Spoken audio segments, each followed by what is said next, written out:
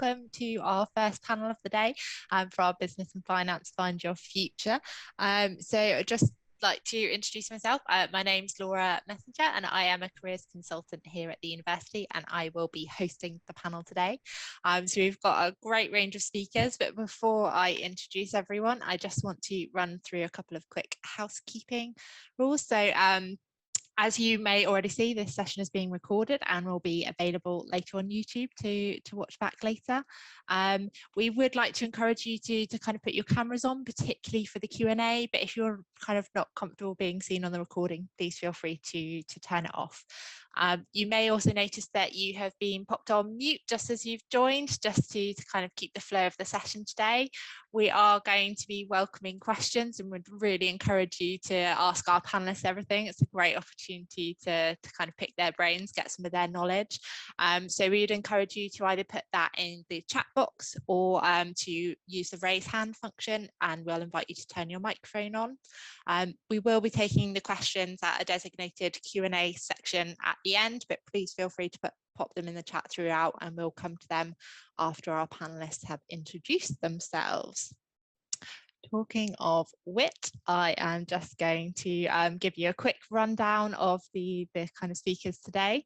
So everyone's going to introduce themselves, starting with Aldi, and then we've got Jardine Matheson, Procter Gamble, and then Enterprise. So I'm just going to quickly share my screen and hand over to Glenn from Enterprise, from Aldi, sorry. Where's your slide? Oh, bear with me 1 second. There we go. Glenn, would you like to take it from here? Okay, so good morning, everybody. Firstly, thank you for coming on today. And what I'm here to speak to you about is the graduate area manager program that we offer at Aldi. I know there is a lot of information online, but I'm here to kind of give you a first-hand account of my experience as an area manager. I've now been with the company for over 5 years and worked in a large part of the Darlington region. So at Aldi, it's more of an area manager program, as it says there, than a screen. So what we offer is obviously the ability to come and work for the business. You'll predominantly start in store and work your way through as a store assistant, from then to a deputy manager, to assistant store manager, for running a store, and then coming out and training to actually run an area. So you learn all facets of the business, which some people become really ingrained with and are excited with, because we hold a slightly different position to the classic grocery retailer here in the UK. Within the role, you get a lot of opportunities from day one. Obviously, everybody knows the benefits and the perks that come with working at Aldi, and that's well aligned with being advertised online. But you also get the opportunity for international travel, which is quite a big factor and a pull for people that do want to join the business. Obviously, that's been put on hold kind of for the last 2 years, but we have still had people go out and work in Australia, America, Austria, Switzerland, from the UK, and take on 2 years of secondments from a work point of view. Obviously, those have been a little bit delayed, but now that we're very much back up and running, over the last couple of months, there's been people traveling out for 2 years secondments on predominantly west coast of America, where we're really starting to grow our business. And obviously it's a fantastic place to work, like California. So yeah, if you just go on to the next slide for me, Laura, which just has my name on it. So as I said, I'm Glenn Higginson, and kind of my experience of working at Aldi, I started in August 2016, and I worked in stores in around the Sunderland area, so Washington, and then I moved up to Newcastle and did my store management training in Fawdon, before then spent a little bit of time down in Yorkshire and opening the Ripon store. I then took my first area after about a year, which was the Newcastle area of around central Newcastle, really, Westerhope, Cowgate, and then I had a store out in Hexham. Then moved over to the Lake District for a little bit of time, and I'm now based in Yorkshire, in Leeds. So I've travelled all around, and I've been able to move with the business as I've moved myself, which has been extremely flexible. Had a great experience, real responsibility, and I've now ran the stores that I have for about a year. Obviously, I am free for questions later on, but hopefully you enjoyed my brief introduction to Aldi. Perfect. Thank you very much. Sounds really interesting and exciting. So I'm just going to return back to my slides here so that you've got, there we go. And now I'm going to hand over to Rosemary from Jardine Matheson. Rosemary, would you like to introduce yourself? Sure. Thank you very much, Laura. Hello, everybody online. This is Rosemary from the Group HR Office of Jardine Matheson, a name that amongst the other employers, probably the least heard of today. So one of the things that we usually use to describe ourselves is the biggest company that you probably have never heard of.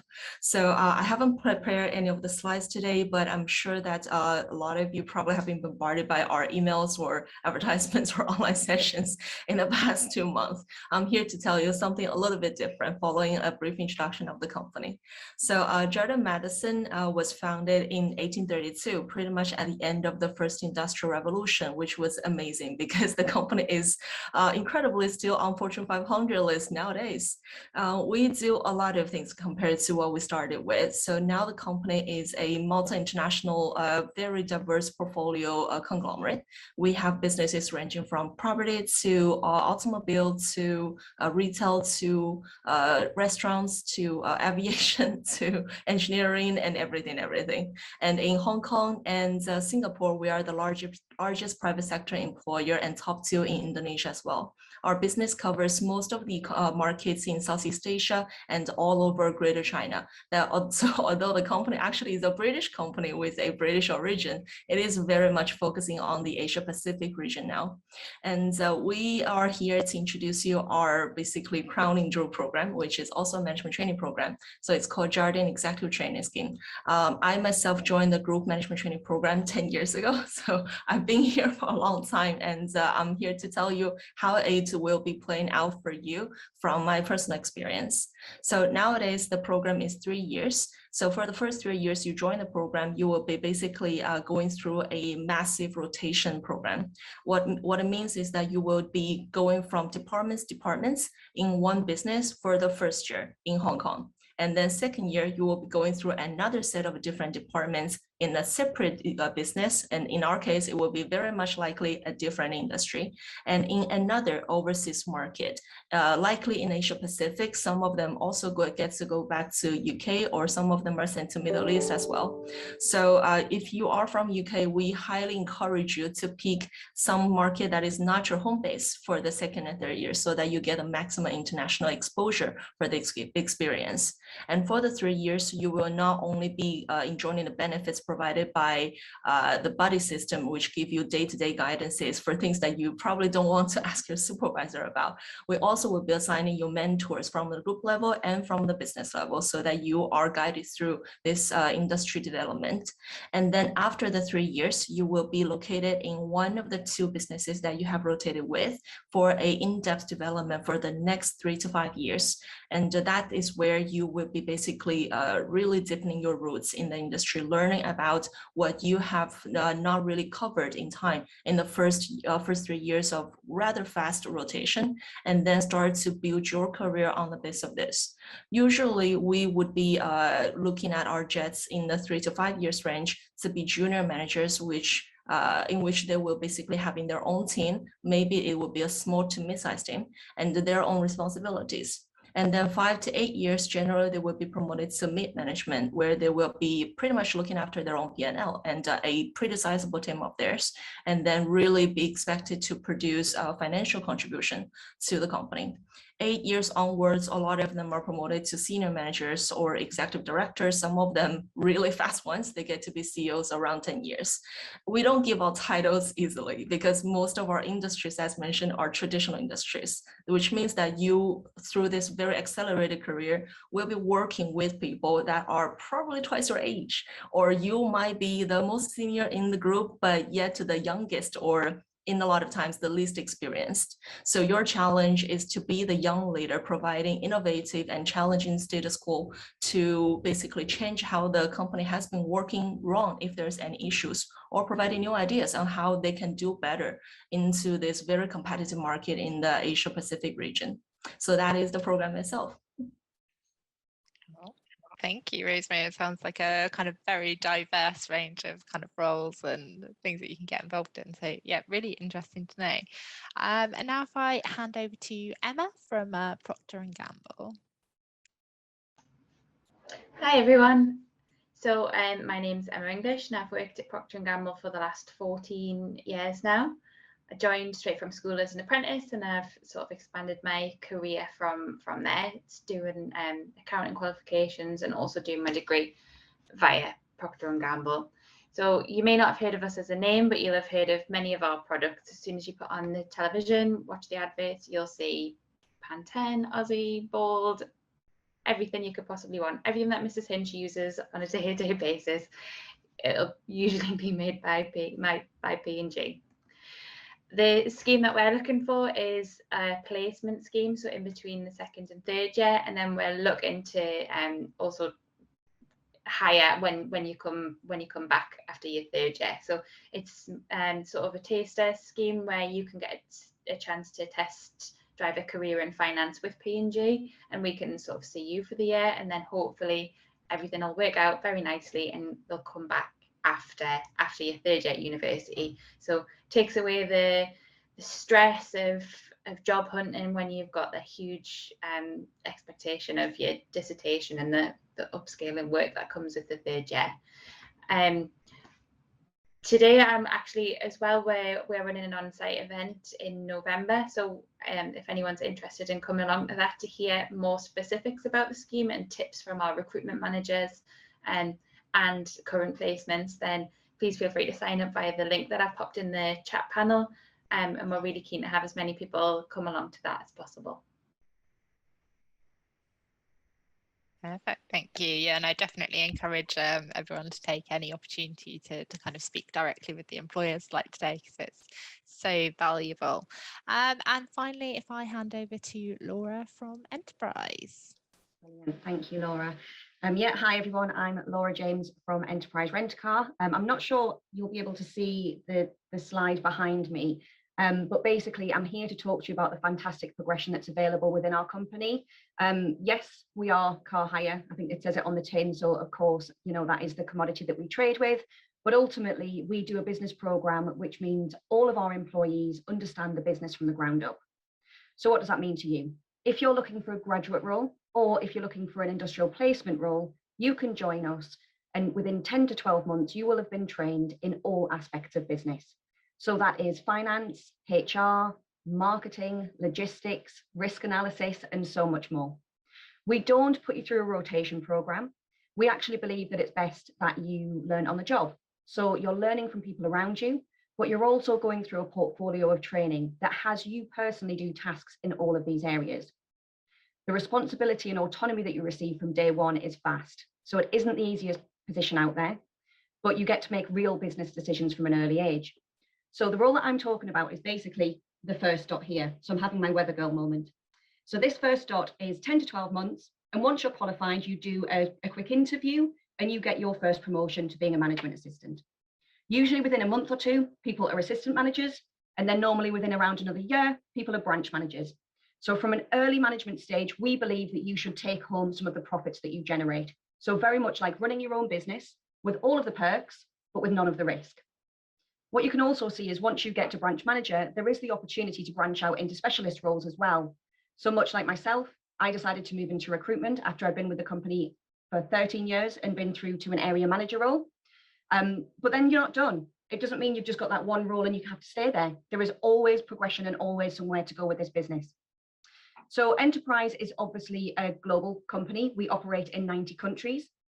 And we do have the opportunity for people to not just move onwards and upwards in their locality, but also internationally too. Another great thing worth mentioning about our company is that we are still privately owned. So we are still owned by the family that founded us in the 1950s, which means a lot. It means that within every one of our locations, we put a real focus on our people. We make sure that you don't just get the development, the training, and the progression opportunities that we've just talked about, but you're also treated like a human being. Everybody has different skills, everybody has different ambitions. And so we make sure that we work with you to give you a career that makes sense. So that is a real whistle-stop tour of Enterprise, but of course I'm going to stick around and answer any questions that you have as well. Thanks so much. Okay, great. So that was really good to hear from kind of all of our panelists. So I don't know what I've done with the slides there. I'd now like to kind of open up the floor to any questions. So please feel free, like I said, either to put anything in the chat box or to raise your hand. And I'm aware it sometimes takes a little bit of time to to type out your questions, so I'll just ask a quick one from me first. So obviously all of the panel talked about quite a wide range of opportunities. Are there any particular courses that you look for applicants from, or are you open to kind of a wide range of courses? We're actually expanding our scheme this year, so usually we're looking for more finance sort of dedicated courses, whereas we're open to all business school courses now because we're expanding in other areas such as product supply and consumer relations. Okay, so that's good to know. You're kind of taking it a bit wider and looking at some of those kind of skills. Any kind of one else, for example, kind of Laura, what type of courses do you recruit from? We take from any discipline. So we focus on 6 competencies throughout our recruitment process, which are leadership, flexibility, work ethic, customer service focus, sales, and communication. And we don't need you to have been, a manager. We don't need you to have been, somebody that's been excellent in any of those 6 things. We just need a spark. We need some initial skill that we can build on and we can develop from there. So don't worry, it really, really doesn't matter what you've studied. Yeah, and I think that's something we emphasize quite a lot to students, is actually about kind of the experience and the skills that you can bring to a role much more than some of the technical knowledge sometimes.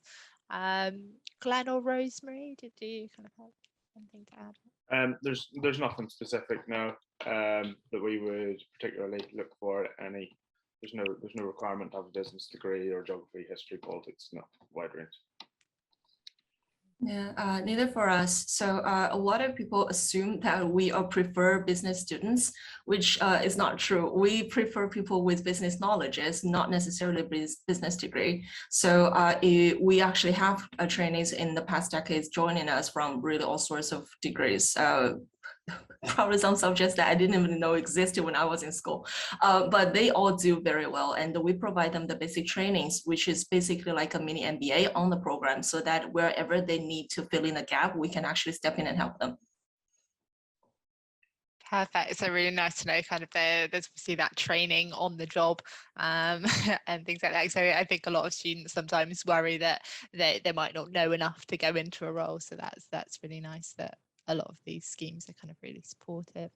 I think we've got a kind of question in the chat, so I'll just read that out. It says, "It's so great to listen from all of you. It's a golden opportunity for me. As a fresher though, I've internship experience. I sometimes feel I am too early to be chosen for any roles with such responsibility. How can I overcome this fear?" I'm happy to jump in. Yeah, great question, and hats off to you for being the first one to ask one as well. So quite clearly you are capable of overcoming some fears. I think it's a natural thing to assume that everybody around you has got so much more confidence in you, so much more ability than you, and they would naturally be the people that you should, avoid getting into competition with. But you've just got to put yourself out there. And I think that's true of the whole journey at university. The fact that you're here today is brilliant. And it shows that you want to advance. It shows that you want to develop. And so keep doing things like that. Keep taking advantage of the opportunities that the career service provide for you. Keep engaging with extracurricular activities. And before you know it, you'll have built skills that actually really will transfer into a role that will give you that responsibility and autonomy early. And just believe in yourself. I think we've all had those moments where we've thought we're not capable, we shouldn't be here. How did I make it to, area manager or whatever? But, somebody somewhere will believe in you and will think that you have those skills. So just keep pushing and keep developing yourself. And remember that employers are used to, we're reaching out to employ people like you, so we understand the sort of skill set and how you'll be when you start. And it's the employer's job as well to build those skills. But personally, I actually watched a few years ago, I watched a video that quite resonated with me. It was a TED talk called "Fake It Till You Make It," and it was all about this lady who was in a high pressure environment and hated presenting and things like that. And she just went out and put the confidence on, and the audience never know. If you go out there with a confident persona, the audience never know how you're feeling inside. So you feel like you could be just having your head above water and treading as fast as you can. And then the more you do that, before long, you actually feel the way that you're projecting. And I coming to university, for example, and doing guest lectures or events like this used to terrify me, and I used to worry about it for weeks. Now, I don't even. It's just another session. It's something I enjoy now. So before you know it, you put on that confidence. You put yourself out of your comfort zone, like you're doing exactly now, as Laura said. Before you know it, it won't be out of your comfort zone. You'll suddenly just look back and think, oh, actually, I'm really comfortable now. I can do this. I can believe in myself. Definitely watch that TED talk. It was really quite inspiring. I agree with you there, Amy. I think it's Emma. I think it's Amy Cuddy, isn't it? That TED talk. Yeah, it's a good one, isn't it? I've watched it as well. Yeah, definitely recommend that. Great advice. Yeah, no, definitely. Oh, there we go. And the kind of got a bit of motivation, a bit more confidence there. So yeah, definitely great advice, and something we say, particularly if people are unsure what they want to do as a career. You're not going to work it out by not doing anything. Put yourself out there, try things, and it's the only way you start learning kind of what you're interested in. I guess slightly off the back of that, talking about any opportunities for first years, which sometimes are kind of slightly reduced. Do any of your organisations offer anything for kind of first years to get experience at all? The only thing that we would do is you can work in store. There's nothing to stop you coming to work in an Aldi store as a store assistant, and progressing your way up that way. You can work in store the whole way through your university career, and it's certainly going to not hinder your application if you then apply to be an area manager after with that experience, and it'll put you ahead of the game. But other than that, it would be the second year placement and the classic internships that would go alongside that. P&G do offer some summer internships, which can be applied for on PG careers, but usually it's sort of second year onwards. Absolutely. But yeah, I guess that's good to know is even kind of coming along to some of these talks, getting your kind of self-known, asking the questions, finding out more and things at this stage as well. So what kind of experience or kind of skills do you think really make applicants stand out to your kind of application processes?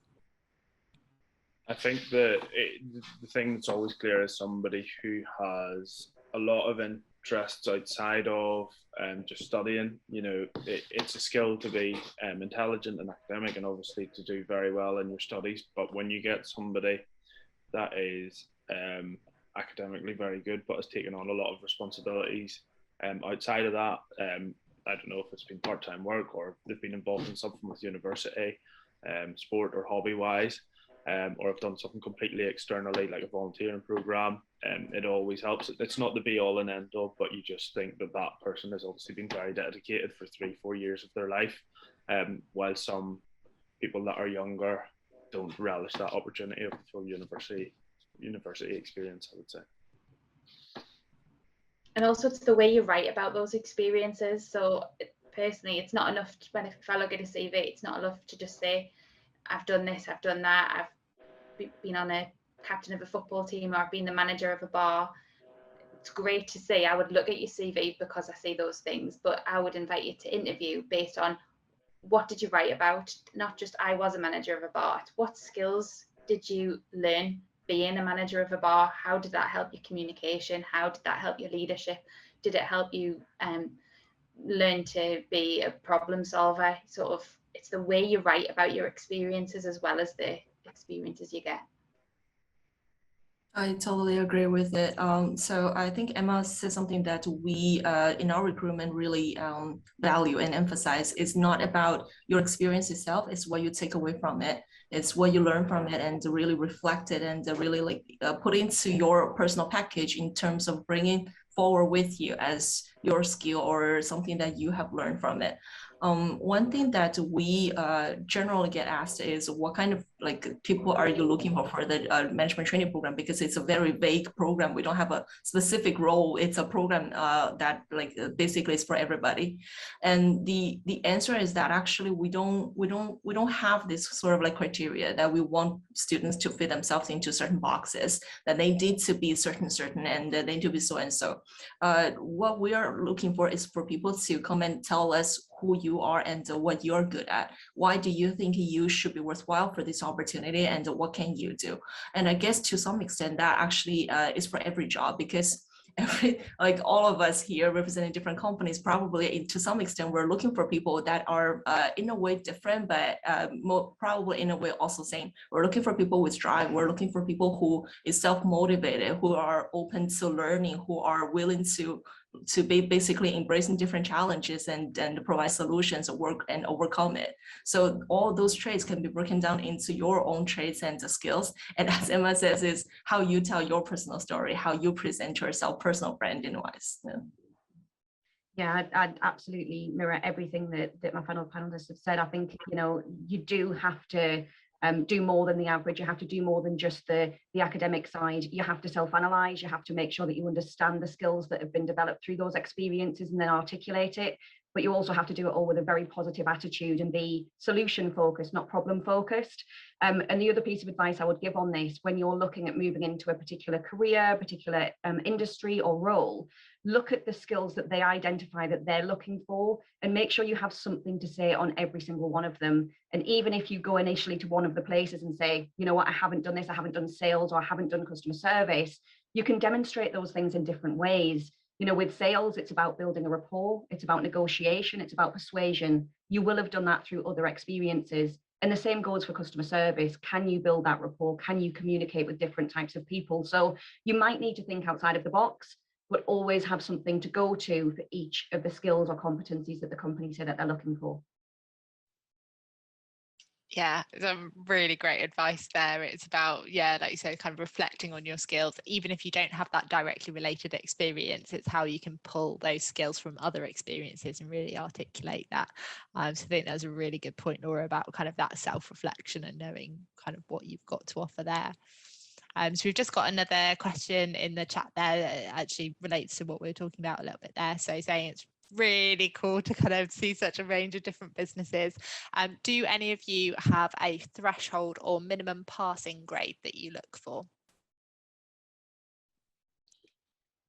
We just look for a pass. Yeah, ours is 2-2. We don't have any.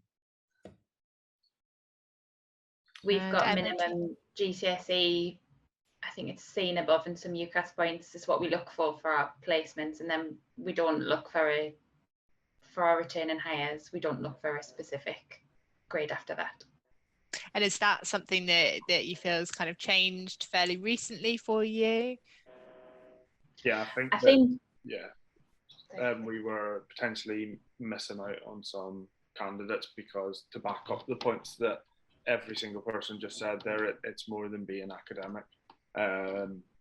Is what all four of us are looking for. There has to be a base there, but I think since I joined, that base has been lowered from an academic point of view, not obviously a general recruitment point of view. Emma, were you gonna kind of add something in there as well? Yeah, the same. I mean, we want our main pipeline for long-term careers to be from the placement scheme, and if we've already spent a year training and getting to know you, we already know the skills you bring rather than just the academic criteria. Yeah, so I think that is a shift we've noticed in a lot of kind of businesses now, kind of either lowering or removing some of those grades, because like you said, Glenn, potentially missing out on some kind of good applicants there. Yes, kind of leading on from that, are there any kind of diversity inclusion initiatives or anything like that that your companies run to try and get a wide range of people applying? So we have a lot internally. So we have numerous networks for, we have a women's network called WIN. We have ones in the H region, which promote our females in leadership positions and help people get inwards and up from that point. Because of both of those things and other activities, we have been in the Times Top 50 Places for Women to Work for the last 15 years consecutively. Externally, we do a lot of kind of profiling of our employees and make sure that we show that, you know, there are different types of people within our business. We did a great activity on International Women's Day last year. Currently, we are doing a 5-session series for Black History Month. So they go live at 11 a.m. every Friday morning. We've covered subjects such as communication, resilience. This week, we're going to talk about what we do within our communities.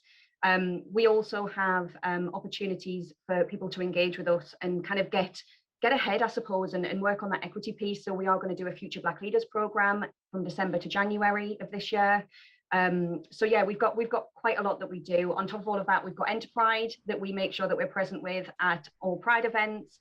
And we do a lot with regards to business in the community and working with people who have different types of disabilities, just kind of trying to create that equity and make sure that our business is a really inclusive place for everybody to work. It sounds like there's a really wide range of initiatives you've got there. And any other of the panelists?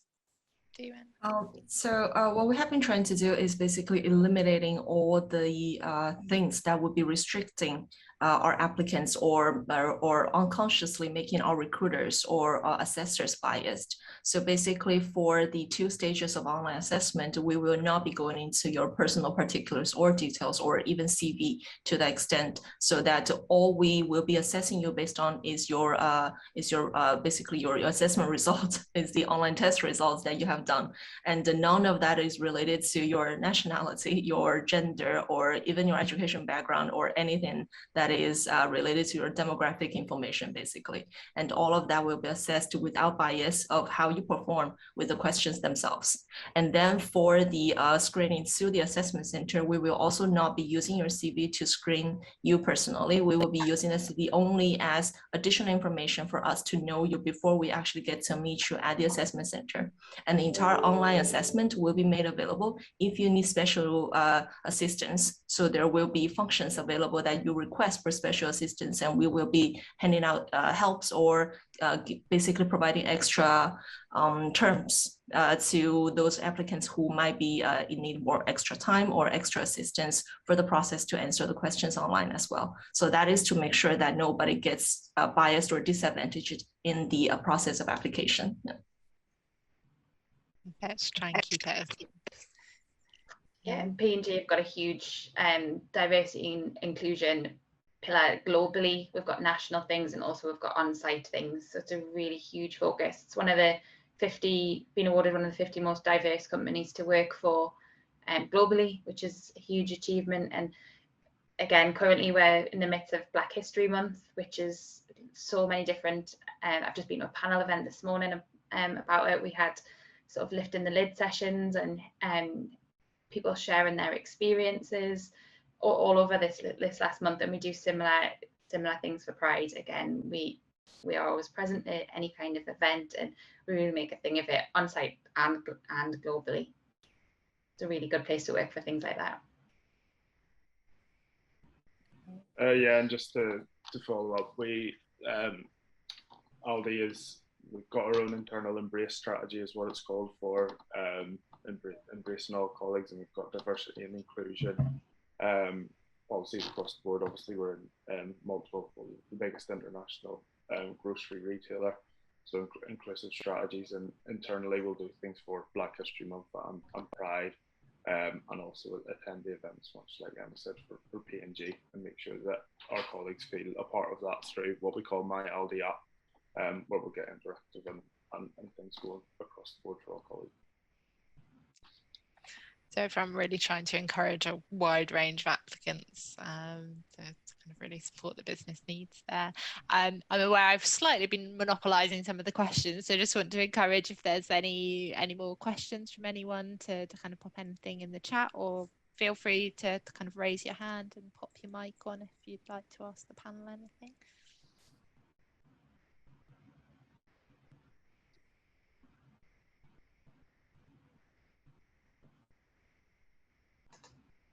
Well, I'll do another quick filler question then, if you don't mind. I've read a lot of students from kind of our business courses then and things like that are international students, and often ask questions about kind of visa sponsorship. Do you know if any of your organisations would sponsor applications from international students? Not for the scheme that I'm recruiting for. P&G do it overall, but they only have a certain number each year, and those would be a direct stream from the PG Careers website. Okay, Emma, Rosemary? Yep. So for our program, we do sponsor visas for basically everybody who needs, and not just for the first year or the program itself. For basically as long as you're in Jardines, we will be making sure that you have the required legal documents to work where we send you.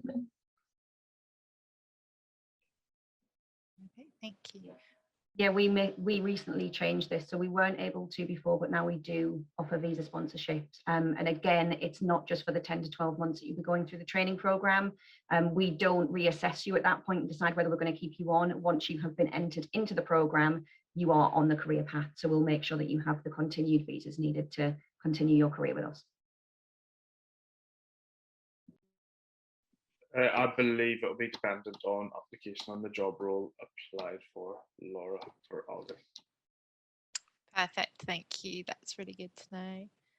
And I know, Emma, particularly you talked about kind of the placement kind of program. What would you say to anyone who is a bit undecided about whether or not to do a placement year? Do it. A lot of people, like, things put them off, like, you know, not being in the same year as their friends when they come back and things like that. And you've got to think in this day and age, what makes you different? Because some things on your CV, like a part-time job or a hobby, you know, everyone knows that you have to do that now. And also, not only does it make you super employable, the experiences that you get during that placement year. I know the guys that come to us, I mean, already my intern started in July, and the confidence in her from when she started, she barely said a word when she started. She was so shy. And now she's leading calls, and our confidence is just crazy. And all of we have a feedback session every year. We invite the interns to come back and talk about their experiences, and they all just say, I don't recognize myself from the beginning of the year to the end of the year, the skills that I've built. I didn't know that I wasn't very good at these things, or I didn't have these things. I just expected to have them. So doing a placement year, you know, you build all of these presentation skills, communication, knowledge of Excel, things that companies really need when you start. So it just puts you in such a good position. Yeah, I'd absolutely mirror what Emma's just said. And I think, you know, Emma's made a great point that you do a placement, you potentially then secure your graduate role as well with P&G, and that's the same with Enterprise. You know, we all take in around 400 placement students across the UK for 2022, 2023 placements. And around 70% of those will probably get an invitation to return as a graduate. So no further interviews, no further assessments. They have secured their graduate role and they can just focus on their final year study. We also leave the door open for part-time work through their final year, for campus brand manager roles through their final year. And ultimately, because we do our graduate management trainee role on their placement, they don't have to retrain. So they're straight into a position where they can get promoted. So I'd 100% agree. You can actually physically see the change in placement students from day one till the day that they leave the business. They become real business people. It really helps with the final year. You're much more time savvy, you're much more organized, and you've got some real case studies that you can work on through your final year as well. So 100% cannot recommend a placement enough. Yeah, some really, really good points there. So definitely food for thought for anyone who might be considering a placement. Interesting, there is another kind of question in the chat there. So do you have any specific advice for international students, where to start and when to start planning? Now, start planning today, the second that you finish this call. There is no, you can never be too early. Worst case scenario, you apply for a role and you're told that that year's intake isn't open yet, but they will then have you on file. And that fact that you have been so forthcoming, you've been so sort of willing and put yourself out there will stay in their minds. And also there's a lot of companies that will sort of say open in September for roles that are to start the next year. If you apply early and you're not successful, some of them might invite you to then reapply after 6 months after you've had the chance to develop more skills. So the earlier you can apply for anything, the better. Good advice there. Also, would- sorry, Glenn. Oh no, I just 100% agree. You just can't be too early. You genuinely can't be too early. All you're going to get done is be seen ahead of somebody else, which is just not a bad thing. What I will add is actually we do have an international student pathway as part of the careers service, which gives information for international students kind of searching for jobs and things like that. So we could, and would it be possible to kind of send the link for that in the follow-up email afterwards? Yeah, that would be great. So we can send the link for that. So there's some extra information for you there, which can help as well. And you can always come and chat to the careers team if you've got more questions on that. Perfect. So have we got any more questions at all from anyone? I'll just jump in for a second if it's okay, Laura. It's not a question, but I just reminded myself when I mentioned campus brand manager that I actually have a campus brand manager role available right now for Newcastle. It's for this academic year. It's a role by which you would be representing enterprise. You would be using your social media channels. You would be using your engagement with your course, potentially doing lecture shout outs and things like that. So it's a paid role. It's an opportunity to engage with the brand and get to know us a little bit better if you are interested in a career with us. But it's also an opportunity to develop some skills in marketing, sales, and communication as well. So if you're interested, please let me know. Sorry. Great. No, it's a great example of how to kind of build experience and start doing things. So yeah. So just thinking if there are no more questions from anyone, I think we might start drawing it to an end there.